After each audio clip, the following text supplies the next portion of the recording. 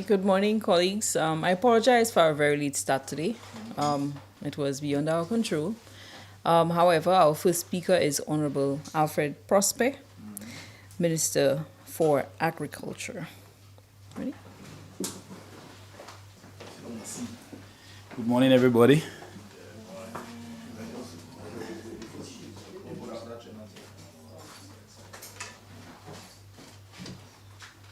I just wanted to report that on Friday, this Friday the 7th, at 3 p.m., we will be distributing 405 checks to 405 banana farmers, all of which were affected as a result of the black Sikatoka disease, which impacted the banana subsector sometime last year in November. The Prime Minister did make a promise that we would be providing a relief package to our banana farmers who were affected before the end of March. And our farmers on Friday at the Lakai IRDC will be receiving not compensation, but some level of assistance to help them go back into the production. We've also received the 66,000 gallons of spray oil, and we began distribution, I think, 4 weeks ago. So far from the 66,000 gallons, we've distributed 6,500 gallons thereabout to the banana farmers and plantain farmers free of charge. The banana industry is very important for the development of St. Lucia and especially for the rural people. And this is the second time in approximately 1 year the government of St. Lucia had to assist farmers, especially banana farmers. You recall last year, March, April, last year, we spent about $1 million EC to assist farmers who were affected by the unavailability of boxes. And here again, we are providing some level of assistance to the farmers. I do not want people to think it's or believe it's compensation, because the loss was somewhere around 7 million, and we are making available approximately 1.8 million EC available to those farmers as of Friday. We are hoping that the assistance will allow the farmers to do what we call a cutback and to do all of the operations that are necessary to get the farm back to what it should be and to begin producing the quality of bananas that we need for export. I remember last time when I spoke here, I did mention the One Banana a Day initiative in schools. We are hoping that that can benefit or will benefit approximately 6,000 students in St. Lucia. I think it's an excellent opportunity for us to use bananas in schools, considering the nutritional value of bananas. And I think that is going to create another local market opportunity for our banana farmers. So I look forward to seeing all banana farmers at the Lakai IRDC on Friday from about 3 p.m. I have a question. Just before we had this problem, I remember you came here and said that the exports we were exporting, so obviously that affected our exports. I would like to know, basically, what's the vibes with the people that you have exporting, because now I mean all our farms around St. Lucia have been affected, so obviously our exports we cannot export basically from so far. Well, maybe 1-2 farms have escaped, but I mean they're on the quantity that we were exporting. What is happening with that, and can we presently achieve this amount presently with what happened to us, and what's the way forward? Well, obviously the disease would have impacted, the amount of bananas or boxes that we export, because on a weekly basis, recently we were exporting somewhere in the region of 6,000 to 7,000 boxes. And that is Barbados, Trinidad, Antigua. Yeah, those 4 countries. And the NFTO is currently in discussion with Banamart and Martinique to look at the possibility of getting a new market available for our fruits. I'm not going to say much on that because that is between NFTO and Banamart in Martinique. But as we speak, we still have some of the exporters exporting bananas, but at a much lower quantity, considering the level of destruction that the black cicatricial disease caused. I'm certainly sure that we are nowhere near what we would have been exporting had we not been affected as a result of the black cicatricial. But it is important for us to continue maintaining the regional market. I'm sure you recall recently I made the pronouncement that we had a market in Canada for our bananas, our green bananas, and we were exporting to Canada as well. But we're hoping that with the availability of the oil, within the next 3 or 4 months, we should be getting back to normal. What about the cassava? I know we were working with the Food Ministry of Commerce. Give us a little report on what's happening with our cassava. Now, cassava is a very important crop for agro-processing. You've heard of cassava flour, cassava bread, and a range of products that can be made out of cassava. But cassava can only grow in certain life zones. It's dry, semi-dry areas. So when you speak of dry, semi-dry areas, you think of areas like Oleon, Debara, then with those dry areas, Choiseul, etc. Just last week, I had a discussion with a guy from Africa who met my PS, and we were discussing the possibility of growing or developing a cassava program on a very large scale in St. Lucia. And he has agreed to assist us with getting planting material and other technical support from Africa. We are hoping that we can include this in the next cycle, 25-26 budget, what we call a new spending request, to see how we can really get more persons involved in cassava, because we have a lot of abundant lands, especially those persons who are cultivating bananas. If you go to Oleon and Debara and these places, you will see quite an amount of vacant, abandoned lands that I'm sure we can use for growing of cassava. But we have the agro-processing facility in Babono, and we have another processing facility in Deriso. I do believe that cassava has the potential to create serious investment and economic opportunities for our farmers if we can move in that direction. Yes, I just want to go back a little on the banana issue. As you mentioned, the assistance government gives for spray oil. The last time you also mentioned some precautionary measures they could take to mitigate against the cicatricial disease. Now, we've noticed that there are a few young farmers, even in the year program, we've seen them using a lot of this modern technology.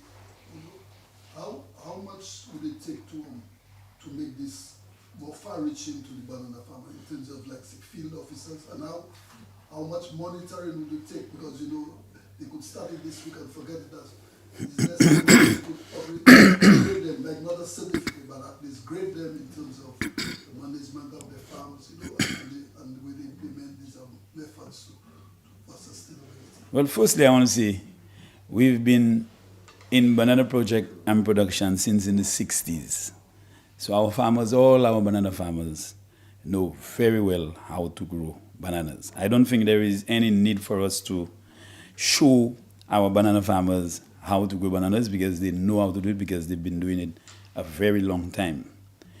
We have to begin to change the mindset of the farmers to make them understand that the way things were done, for example, when we had the market in London, it is different now.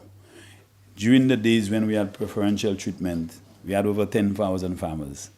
Farmers, you'd recall, sometimes we could not have the boat could not have taken all the bananas, and so in some cases farmers would have had to dump it. Right now we have between 400 to 450 farmers. But during the years in the 70s and 80s, that term climate change was not in the making. But a lot of things are changing, and we want our farmers to do things differently. So remember before we had the aerial spraying using the small plane. That affected a lot of our insects, a lot of our other foliage, and now they are doing it manually. But in order for us to control the black sickle disease on a national level, we have to change the approach. You cannot have a farmer buying or getting his oil spraying his plantation, but right next to him, bonded to him, you have another farmer who's not showing that interest.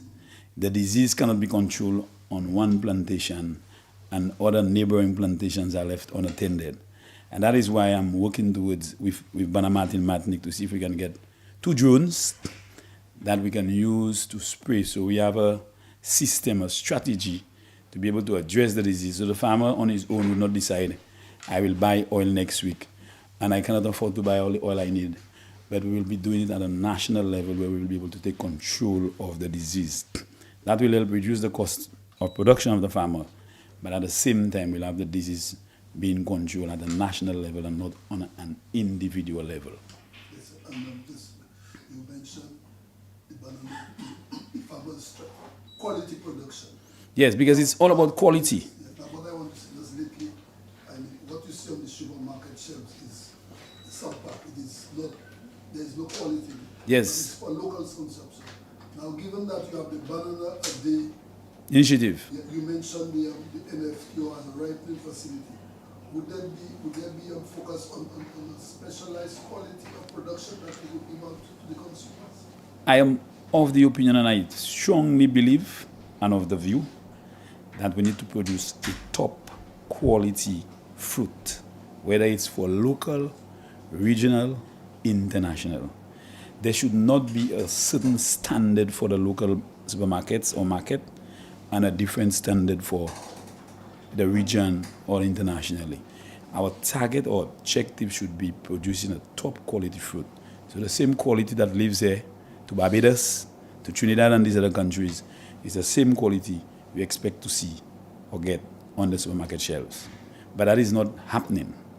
And while I don't want to lay blame on the farmers, I do believe our farmers know what is a good quality fruit versus a non-quality fruit or poor quality fruit. But money is something that everybody likes. And in some cases, when I see the poor quality fruits that are being placed in the boxes, it worries me.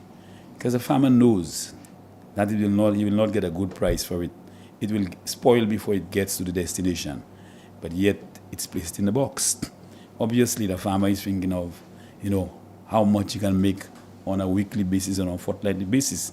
But at the end of the day, the whole quality issue is making it very difficult for us to sustain the market.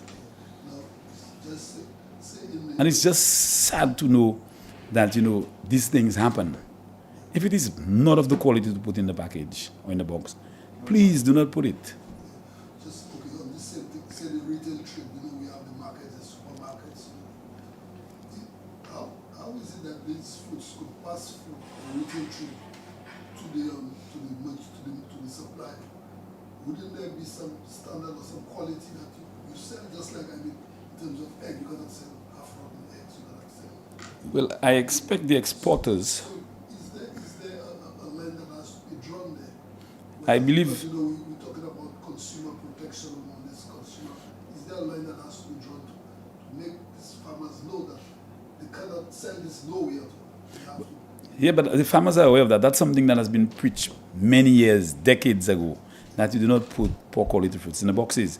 But the point is, the exporters, those persons who are buying from the farmers, what we've been saying to them is, increase your inspection rate.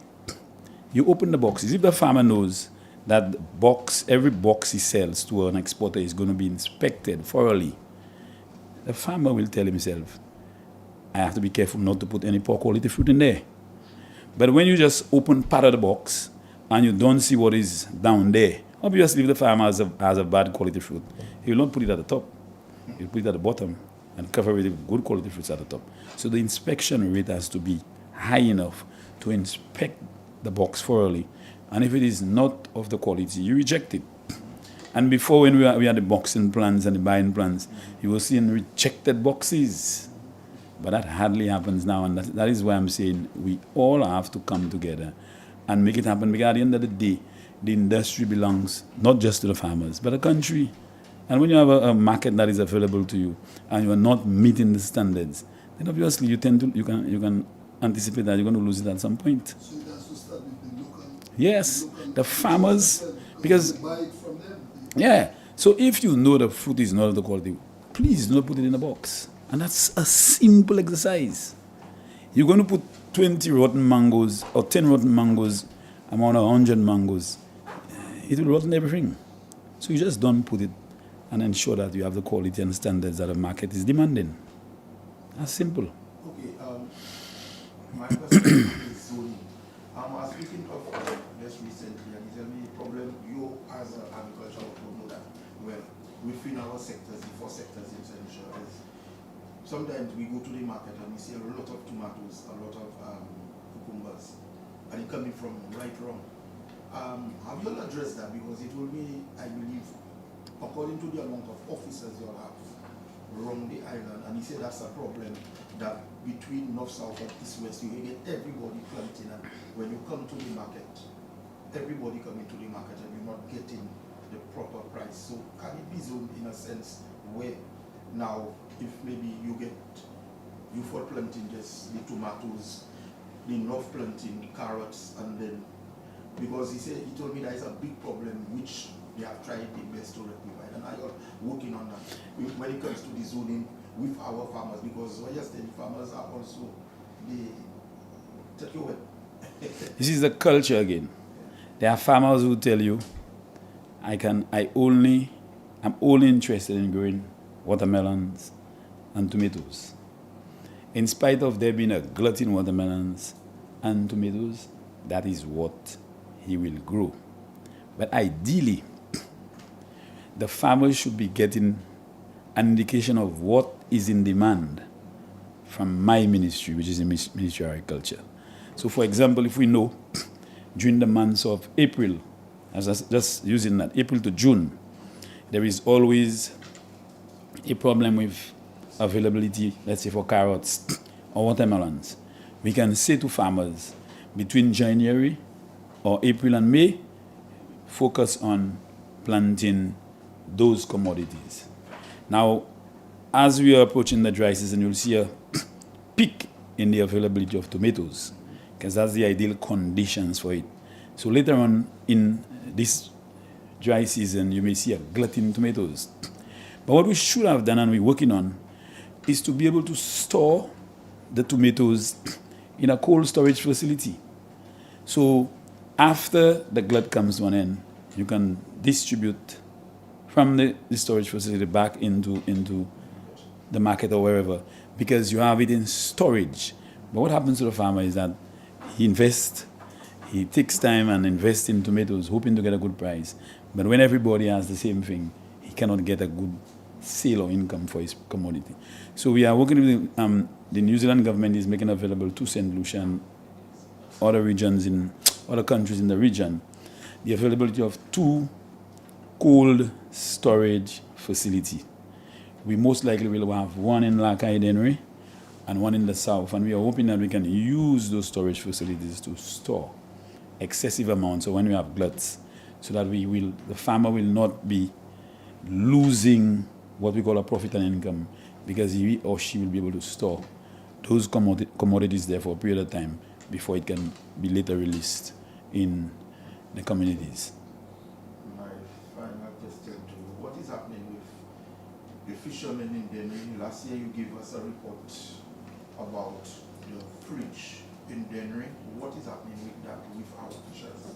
Presently, when you were complaining that I come in at 7 o'clock and I have to sell my fish, what is happening with that? Well, we have, as we speak, 10 new ice machines that were purchased under the World Bank Food and Security and Nutrition Insecurity Project. One is assigned to Dennery. We've gotten an estimate from a guy to break down the current ice machine that is not functioning and to replace it with a new one. We've gotten an estimate for that, and we're hoping, just like Dennery, Miku, Labrie, and these other areas, they will be getting the ice machine soon, but some adjustments would have had to be made because in some of the facilities, the space is not sufficient or ideal to accommodate the ice machines. But that is also in place. We just got a contractor to sign a contract for the fencing of the Dennery Fisheries facility.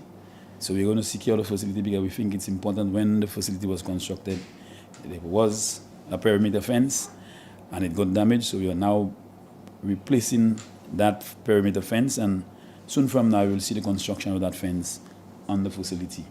But the ice machines are available and we are working towards installing them in the various landing sites. In relation to solution promotion, where are we with that? I know the government had provided support to it. We only see the restaurant part open. What about retail store? Also, are they purchasing from fishers there at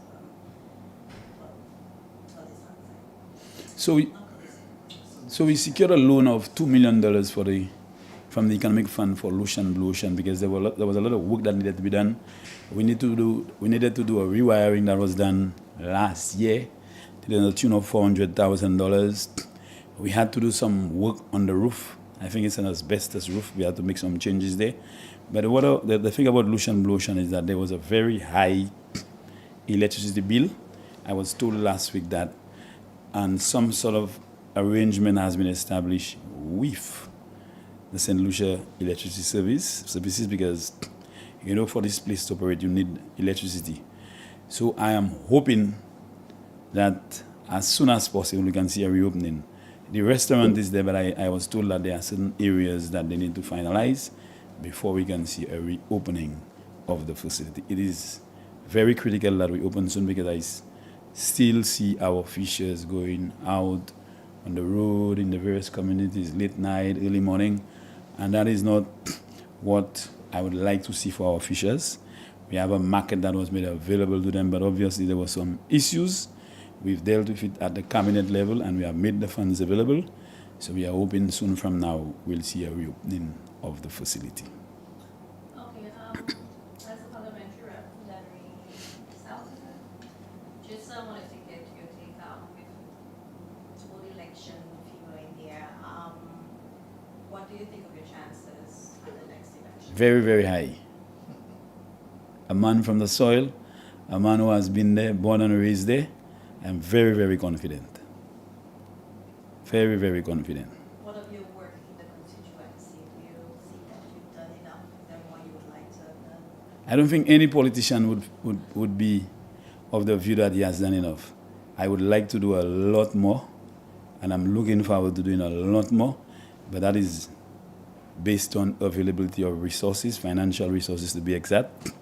But I'm very happy now we've got no contractor to do the repairs, the upgrading of the Dennery Multiple Center. We have identified 2 contractors because there is a problem with the seats. We put up the structure for the seats, but there is a problem when it rains and, people get wet. So we have already identified a contractor because we're going to put some claddings to block the back. We have identified another contractor to construct the change room because you must have a change room there because costing the organizers when they have events there to bring in portable toilets. So that is in place. In the next few days, weeks, you're going to see a few projects and we are going to construct a road that is by heading Mr. Gasper's road that is going towards the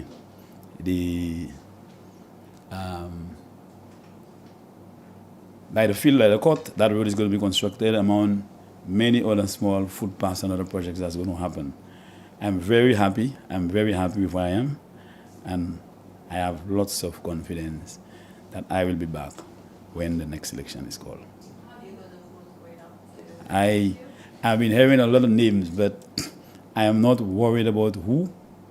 I am just continuing to do what I have to do. And at the time I know when the election is called, I must have an opponent, but I don't know. I'm hearing names, but I'm yet to know who that person is.